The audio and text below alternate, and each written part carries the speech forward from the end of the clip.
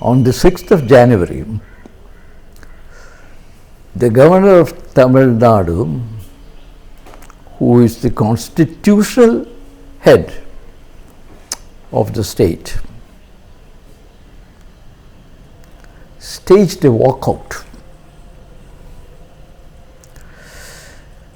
And this has been going on for some time now, this kind of walkout.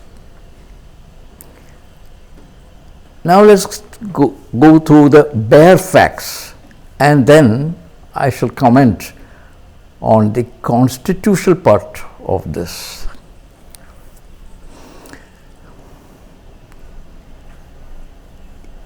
He was opening the inaugural session, this being January, of the Assembly. And his constitutional duty was to read out the address prepared by the Council of Ministers. He didn't do that. What did he do? He came in, and as per the convention that has been existing since 1991, that means more than 30 years, first the Tamil anthem, the regional anthem, Thai Vaithu, was sung. This has been going on since 1991, and the convention in those days, since 1991, was that this anthem, Thai Vaithu, will be sung at the beginning, before the governor's address, and that this session will conclude with the singing of the national anthem, after which the governor will be escorted with respect out of the house. Now, what the governor did was to walk out and then have a very in-depth communication, couched in very in-depth, very language that is not usual in constitutional matters, intemperate really. He said, a brazen disrespect for the national anthem was shown, and although the governor requested the executive, the chief minister and the speaker to play the national anthem, they cussedly refused. And the whole thing is drafted in such English that it is certainly not a model for young students to emulate in the choice of language, which at all times should be such as to suit the subject matter. That is, nothing more, nothing less, the right word at the right time. Now, I am not really bothered too much at this time with the bad example set in using very bad English, like the governor felt deeply anguished at the brazen act of the governor, of the government, of the executive head of the government. I am concerned about the constitutional implications in this act.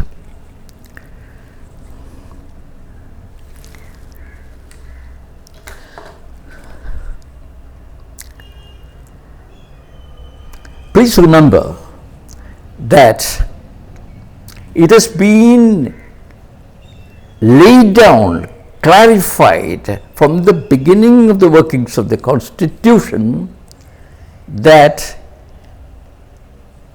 the governor holds the same relationship to the Council of Ministers headed by the Chief Minister in just the same way as the President of India holds to the Council of Ministers headed by the Prime Minister.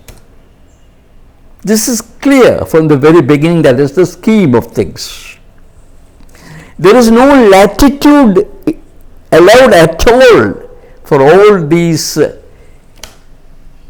constitutional functionaries, particularly the head of state, the President of India, and the head of state in the state, provincial state or states. I say this because from the very time of the initial time of Dr. Rajendra Prasad, there has been correspondence, and even before that, constitutional experts, because we are modeling our constitution on the same basis as the British Constitution, and they are great disciplined sticklers of convention.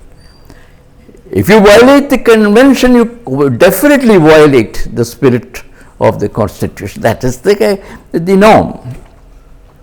And in respect of the powers and duties of the President of India, it has been clarified more than once by constitutional experts that the President of India is just a rubber stamp.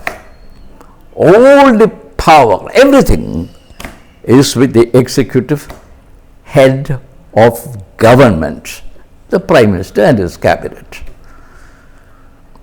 There was some correspondence at the earlier stages in the 1950s, early 1950, on the subject between Dr. Rajendra Prasad, President of India, and the Prime Minister. And the Prime Minister also replied, but then he thought himself that this is not a matter of correspondence between Dr. Rajendra Prasad and me. It should go for the advisory opinion of the Supreme Court of India. The Supreme Court of India has an advisory jurisdiction. That is, the government can ask for their advice. That is there. So this matter was very respectfully put up to the Supreme Court for advice. And the Supreme Court made it clear in no uncertain terms that the President has to act in every detail according to the advice of the executive head of the Prime Minister and his cabinet. So we come to this. This is the scheme, not only for the President's relationship with the executive head of government, that is the Prime Minister. The same thing holds good for the governor and the state chief minister and his cabinet. No doubt about it. This is the scheme of the Constitution. And what have we been seeing now? The union government, which could have put a stop to this kind of violation of constitutional behavior and convention by just telling the governor that this is not done or recalling the governor. But they have been having a little bit of fun and thinking that a little bit of needling of the state government would be in order. And we have seen more than a little bit of needling by the then Kerala governor, now is a new governor, and quite a bit of action in this of this kind in West Bengal.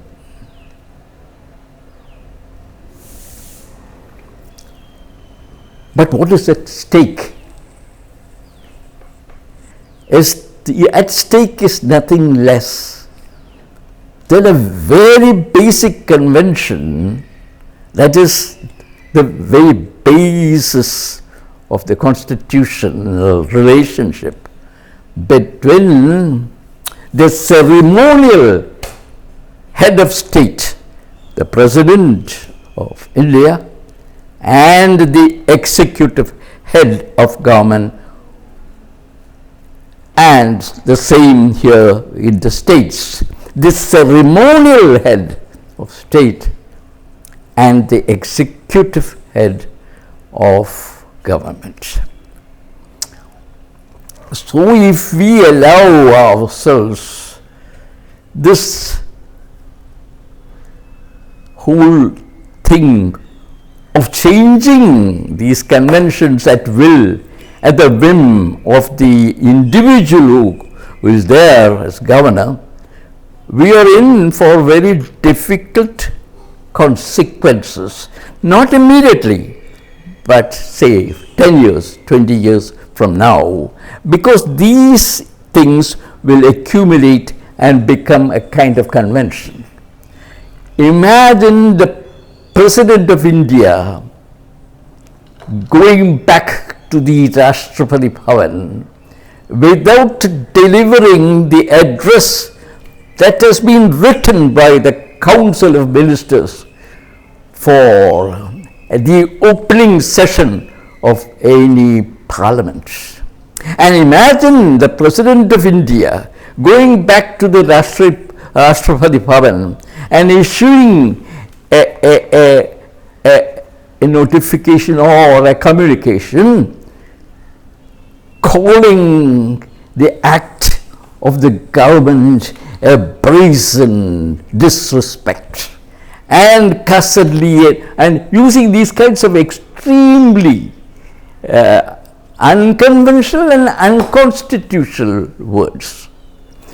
We are in for that kind of situation if we don't take care of respecting the conventions that are the very basis of the working of a constitution.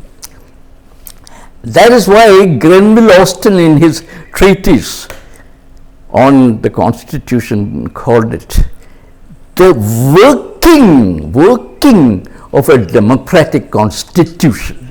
Working of a democratic constitution.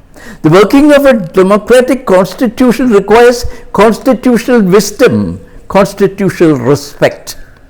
And those who think they can have a good laugh over what's happening by the needling done by the governors are more or less like what we have read in the folk tales of India, sitting on the branch of a tree and cutting the very branch on which you sit. So my submission is, let us not do this thing, because we are cutting at the very root of the Constitution, and that is nothing less than the relationship between the ceremonial head of the state and the executive government elected by the people of the country.